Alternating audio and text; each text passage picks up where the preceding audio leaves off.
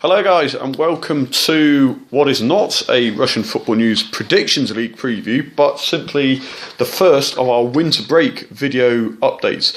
Now, of course, the season is on hiatus until beginning of March. It will start a little bit earlier than usual because of the World Cup, of course, but it does mean we have 12 weeks without domestic action. But have no fear, we're going to look after you, we're going to keep the content coming. And I thought what we'd do is we'll keep the newsletter coming. The newsletter will still be weekly. But what we'd do is we've got 11 weeks to go. The 12th week will be a preview of round 21 of the Russian Football Premier League. But what we'll do is we'll look at the World Cup draw. We'll look at the season so far, of course. We'll look at the title challenges, the race for Europe, mid-table, relegation battle. We'll focus on the 4 teams still in Europe next half of the season.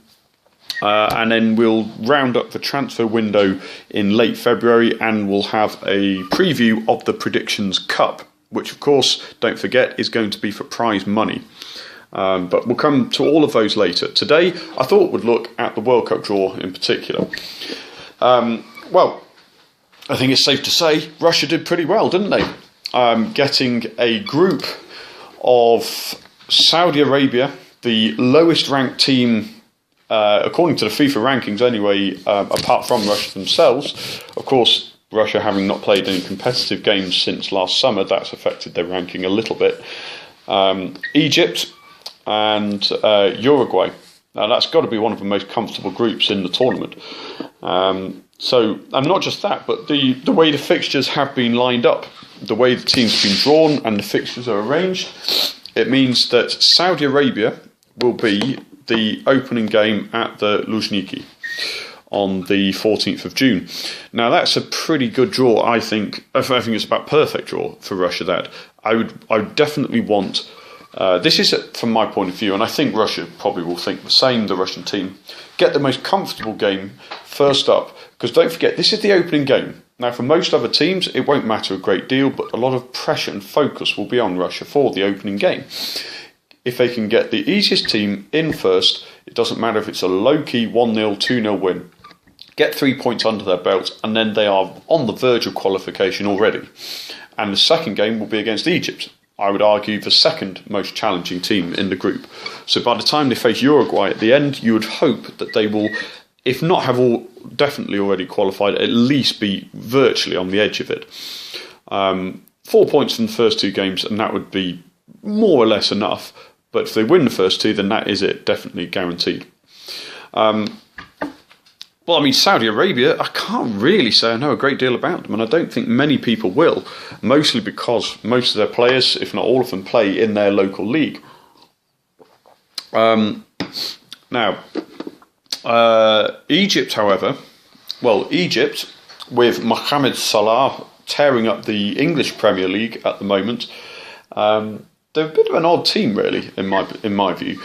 They don't have a huge number of outstanding stars other than Salah himself. They do have Ahmed Hegazi at West Brom in the Premier League. Not an outstanding player, but a big 6'5" muscular defender.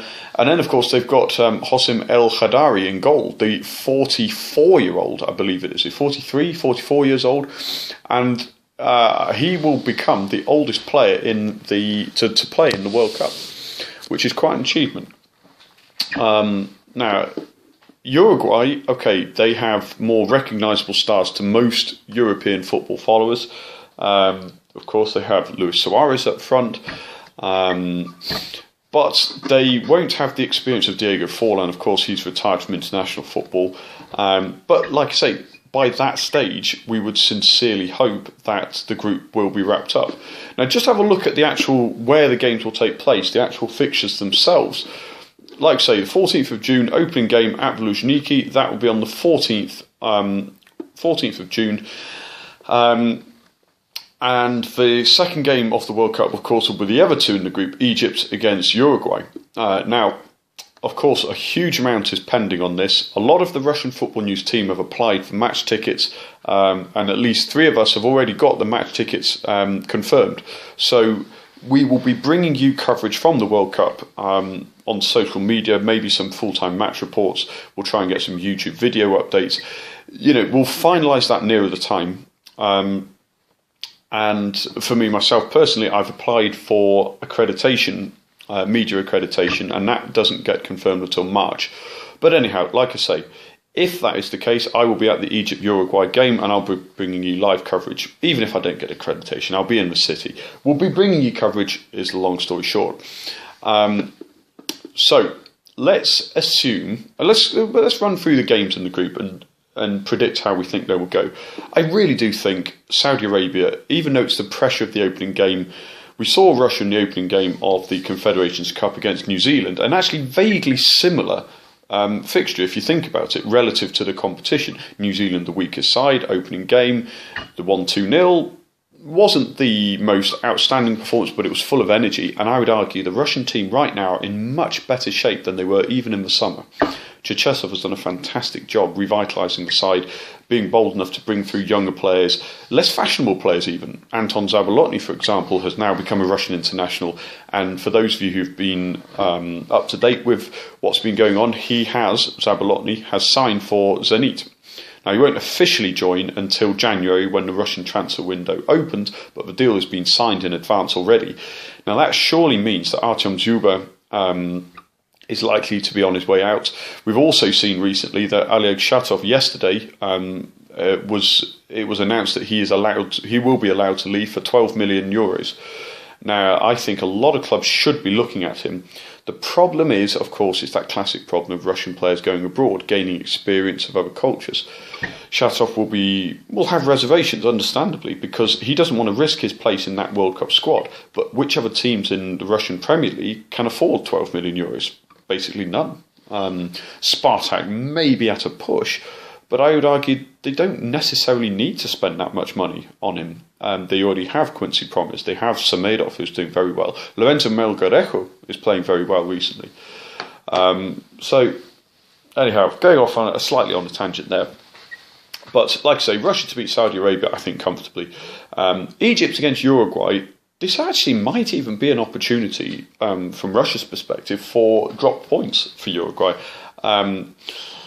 They should, on paper, beat Egypt, but I actually have a sneaking suspicion that this will be probably not the most entertaining game, but Egypt will fight for everything they can get, because they know they get into the last game against Saudi Arabia with a possibility of going through. Then they're 3 points in that game, they could possibly qualify. Now, I still expect Uruguay to qualify overall, but I think this is going to be a draw. I really do.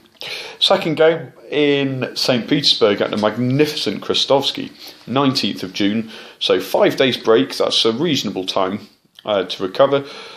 They'll probably, whether they'll take the Sapsan or whether they'll fly, it's a comfortable journey, it's not too far to travel, so that's a very, very good factor.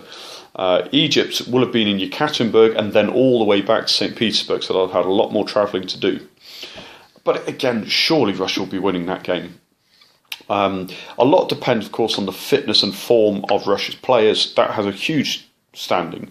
So at the moment, it's pure speculation, but I expect Russia to win that one too.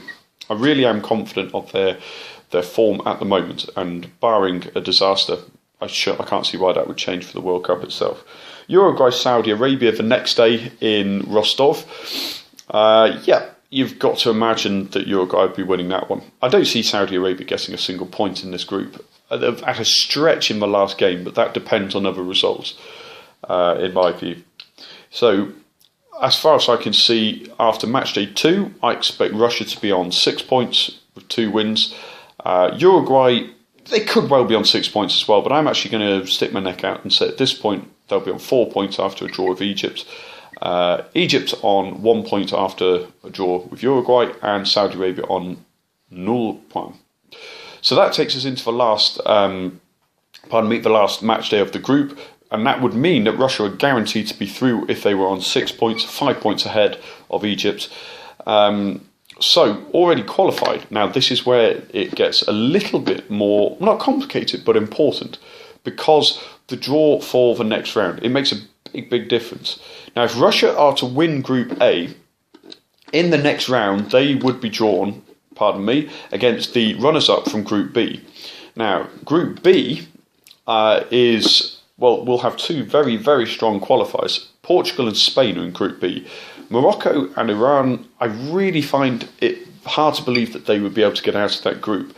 Possibly, if at a stretch Morocco, they have an excellent defence. I believe they didn't concede at all in their qualifying group, or certainly not very many anyway. One of the best defences. Portugal are European champions, yes. Cristiano Ronaldo, yes, and they do have other players too, but I think they can be got at. However, I still expect it to be Portugal or Spain. If it's Portugal, which is what I would expect, then in the second round, Russia would play in Sochi against the runners-up there. Now that would be much more favourable than if they were, runners-up, because runners-up, they would play the winners, which you'd fully expect to be Spain. Now, having said that, Russia did play Spain, of course, at the Krestovsky in November, and they, if I'm being perfectly honest, they were almost the better side, certainly for parts of the game. Spain's passing and possession is fantastic, of course it is. They have wonderfully talented players, and on paper they should win. However, they were beatable. Russia's 3 goals were well-earned goals, and you could argue that Spain's penalty from Sergio Ramos was a highly debatable one. In fact, both the penalties there were question marks over them. So, anyhow, point is, Spain are possibly beatable, but, you know, that's getting a bit ahead of ourselves. That game, however, now this is the point, if they win the group, if Russia win their group, they will be playing in Sochi, but if they become runners-up, they'll be playing back at the Luzhniki. So geographically, slightly more, much more comfortable, less travelling to do. The only game they would then play outside the capital from then on for the rest of the World Cup would be in Sochi if they were runners-up. If they win the group, they will go, like I say, they will play in Sochi in the round of 16. The next game would be Nizhny Novgorod. It's not a huge journey, but it's still travelling to be done. After that, it would be St. Petersburg in the semi-finals, and after that, they would only be back in Moscow. So in terms of travelling, it's actually better in a way if they are runners-up. So that's basically how I see it going. I think Russia will get out of the group, certainly, and I think that final round of group games, when Russia have to play Uruguay in Samara, I don't see any reason why Russia can't get a result in that game. Possibly a draw, knowing that that's all they need, and that would keep them as winners of the group. From then on, it's a lottery, who knows. But anyhow, guys, that's just a little brief preview of how I see the World Cup group going. So, like I say, we're in the winter break. We will definitely be bringing you plenty of interesting content on the website, RussianFootballNews.com, over the next few weeks. We have just started compiling our Russian Football News Top 50, where we are not deciding on form, we are deciding the best 50 players currently playing in Russia. So some players who may not have played that much, but are quality, will be compiling that list right now. I'll tell you what, it is a very difficult job. I found it very hard myself cutting the list down to 50, but that is in process, so we'll be announcing that in due course. That should hopefully be finished and up on the site by the end of the year. Other bits of news, well, like I say, the Predictions Cup. Keep your eyes peeled on the Predictions Cup. That will be arranged very soon. And what we'll be doing is we'll be asking people to commit to that, and that will be €5 entry. We'll do it through PayPal, so if you're interested and you want to get prepared in advance, if you have a PayPal account, that's fantastic. If you don't, look into setting it up, because I promise you this will be a lot of fun. No extra change needed. You do the same as we do every week. You predict your scores. They will count for the league and for the cup the same. No extra effort needed. But once you're entered into that, we will see how many people we have, how many paid up entries, and therefore work out the prize money, and that will be a lot of fun. And of course, we'll warm up to the World Cup Predictions League as well. Guys, that's all for this week. Keep your eyes peeled. We are going to keep, like I say, keep the content on the site going. There's the transfer window to come up. There's the FNL Cup, the second tier cup that takes place in Cyprus. That will be coming up soon. So, guys, plenty to keep your eyes on. For now, thanks for joining me, and I'll see you next week.